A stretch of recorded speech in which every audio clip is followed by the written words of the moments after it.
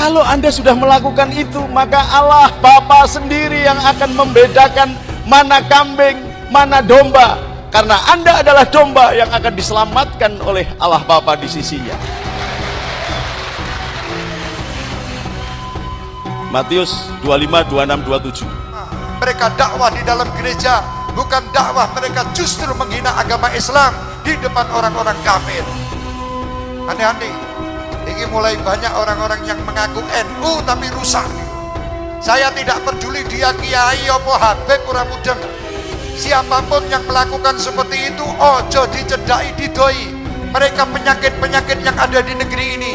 Mereka yang akan merusak bangsa kita dengan dalil toleransi. Sebenarnya mereka tidak toleransi. Justru mereka menjual agama-agama Islam kepada agama-agama yang lain dengan mencari duit.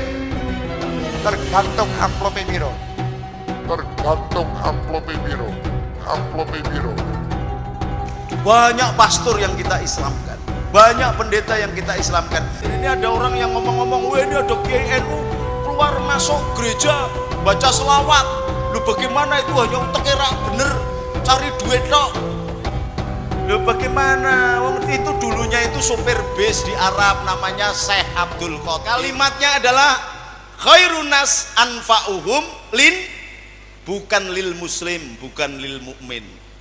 Maka ketika engkau berdakwah kemana-mana, masuki gereja, masuki vihara, kuil, gelandangan, bawah jembatan, datangi mereka. Apalagi masih Indonesia, datangi semuanya. Loh, apa enggak haram itu, Gus? Sing muni haram ki goblok. Ketika Rasulullah diangkat jadi nabi, sudah ada orang Islam belum? Lalu nabi berdakwah kepada siapa?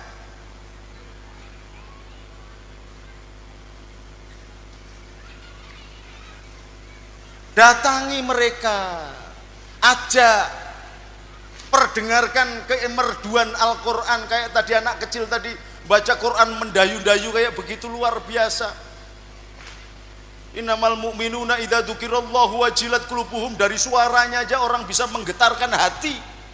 Sampaikan Quran baligul ani walau ayah, sampaikan ke mereka bahwa sudah engkau sampaikan, kemudian mereka tidak mau baik, silahkan.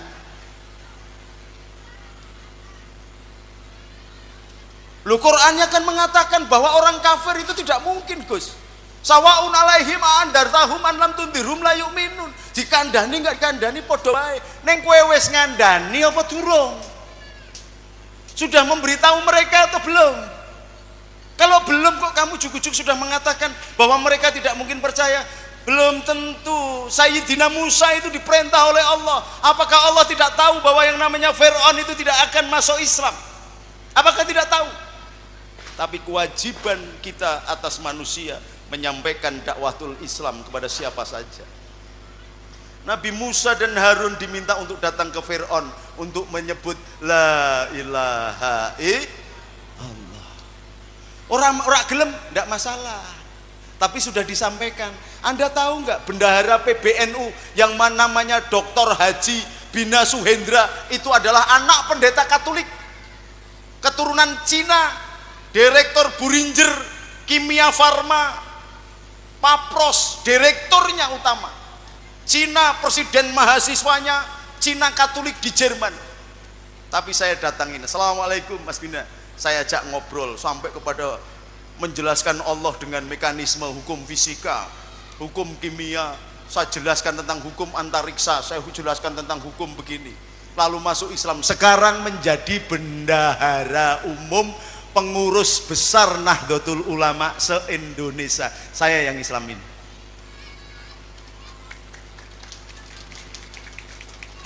Banyak pastor yang kita Islamkan, banyak pendeta yang kita Islamkan, tapi ya begitu caranya kayak Rasulullah. Gak usah masuk Islam, agamamu gak bener, gak usah. Untuk apa? Karena innal huda hudallah wahadi Rasulillah. Tidak akan mendapatkan huda dari Allah kalau Allah tidak memberi huda. Tetapi Allah akan memberi huda kalau ada hadi, ada risalah, ada syariat Rasulullah yang disampaikan. Lah nek mereka kamu datang aja tidak pernah, tapi setiap ketemu kamu kafir, kafir, kafir, bagaimana bisa mengenal Islam? Maka berpikir, ini ada orang yang ngomong-ngomong, wah ini ada Kiai NU keluar masuk gereja baca selawat. Lu bagaimana itu hanya untuk kira bener cari duit tok.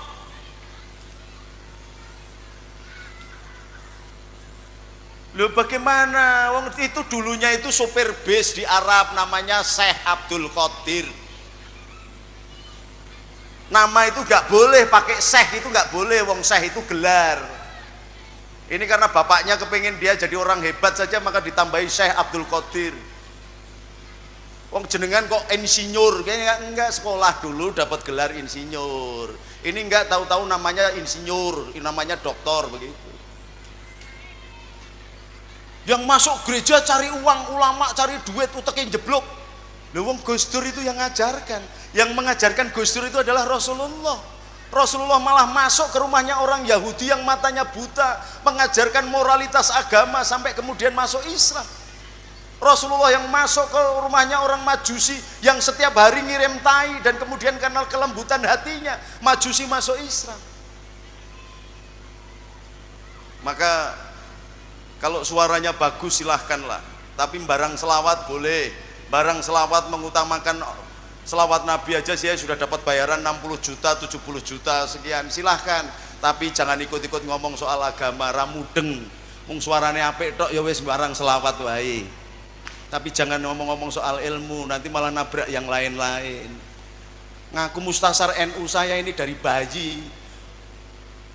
Pengurus Ansor, komandan Banser, sekarang jadi komandan pendekar pagar Nusa se-Indonesia. Pengurus NU, Panglima pasukan berani mati, bukan Panglima Banser, pasukan Panglima berani mati ini.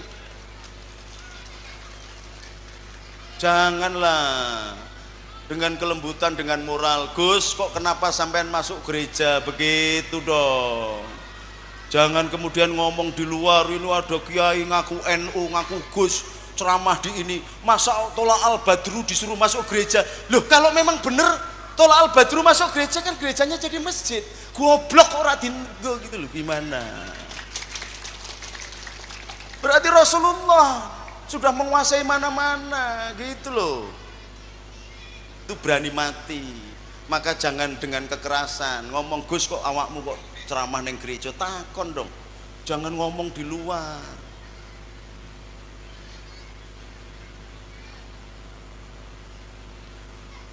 Wal afina aninas, saya memaafkan, mudah-mudahan dibuka hatinya dan tahu bahwa Rasulullah tidak secetek itu.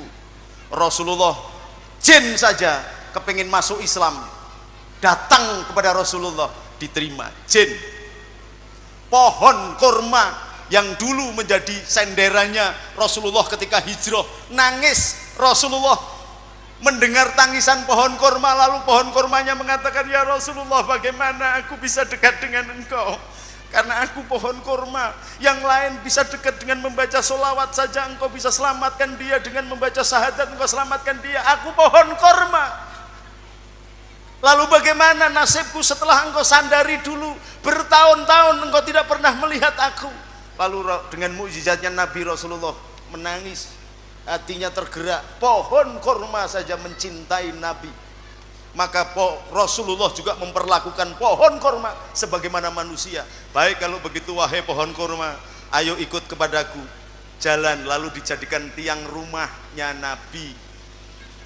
Tiang rumahnya Nabi itu yang sekarang menjadi Raudhah.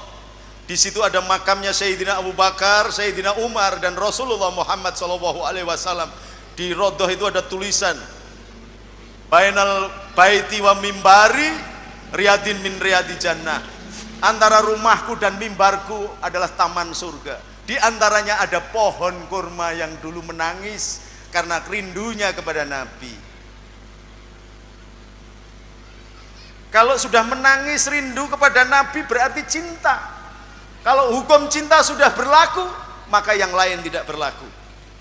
Loh, terus bagaimana Gus? Itu mencapai hakikat apa makrifat apa syariat? Saya nggak urusan makrifat, hakikat, hakikat apa syariat. Pokoknya kalau engkau datang mencintai Nabi, Nabi akan datang merengkuh engkau, menggunakan tangannya untuk menyelamatkan engkau. Contohnya adalah seorang ibu ketika dia punya bayi, bayinya ngompol apa, bayinya dibanting apa? Dibanting enggak? Karena apa? Karena cinta. Engkau menggendong anak kecil, seorang bapak menggendong anak kecil, kemudian kakinya nendang wajahmu, anakmu kamu kampleng apa enggak? Karena apa ini? Karena cinta. Maka kalau engkau datang dengan cinta, ngaji enggak mudeng, fasih enggak, khusyuk apalagi, poso enggak bener, amal enggak tahu, tapi kamu datang dengan cinta kepada Nabi. Assalatu wassalamu alaika ya sayyidi ya Rasulullah, khud biyati kholat khilati adrikni. Ya Allah, berikan sesuatu dari tangannya Nabi sendiri. Maka seorang yang gagah, jagoan, panglima, bajingan sekalipun, ketika datang ke depan makamnya Nabi, pasti ambrol pertahanannya, dia akan menangis. Lalu sampai di situ dia keluar, ditanya, kenapa engkau menangis? Enggak ngerti. Kamu berdoa apa? Enggak ngerti. Cinta menghabiskan syariat apapun, bahkan cita-cita doa pun engkau lupa segalanya. Tetapi bahwa engkau tidak berdoa karena cintamu kepada Allah dan Rasulnya, bukan berarti kamu tidak berdoa. Oh, ini hukum cinta. Maka kalau mencintai, semuanya jadi jalan pertobatan. Tapi kalau engkau getak-getak, orang nggak mau. Berapa pendeta Cina, pastor-pastor yang saya Islamkan, saya nggak pernah cerita, tapi bisa datang ke pesantren Abdurrahman Wahid. Kita tunjukkan akhlak yang baik. Rumah saya nggak ada pagernya, semuanya bisa masuk, yang namanya pesantren Abdurrahman Wahid. Semua orang bisa masuk, bisa makan minum gratis. Berangkat umroh, ongkosnya nggak cukup, mangkat. Rumangsane aku ki sugih gitu. Ya ono wong Lampung sing mangkat urung lunas ngono kuwi. Ora apa-apa. Tapi karena cinta, jadi semuanya jadi baik. Maka jangan hancurkan cinta yang sudah ditanam ulama-ulama bangsa Indonesia ini, baik yang Habib atau yang tidak Habib. Jangan dipisah belah. Kita tetap mempertahankan NKRI bukan karena kita mencintai NKRI, tetapi NKRI menjadi sebab kita diangkat oleh Allah menjadi orang yang beriman. Hubul waton minal iman. Maka dulu ulama-ulama menghadapi panglima-panglima perang dunia, yang namanya Jenderal Malabi dihadapi oleh Kiai Abbas, dan saya adalah anak angkatnya. Maka kemarin di pesantren Buntet tak kumpul ke Densus 99 untuk ngadepi orang-orang yang macam-macam. Nek perlu rawe-rawe rantas, malang-malang tuntas. Jangan hancurkan Indonesia. Mau Jokowi, mau Prabowo, Indonesia masih berlanjut selama adzan dikumandangkan Allahu Akbar, maka Islam tetap jalan. Maka cintai negerimu karena engkau mencintai Rasulmu. Atiullah wa atiur Rasul wa ulil amri minkum. Alafu minkum. Assalamualaikum warahmatullahi wabarakatuh.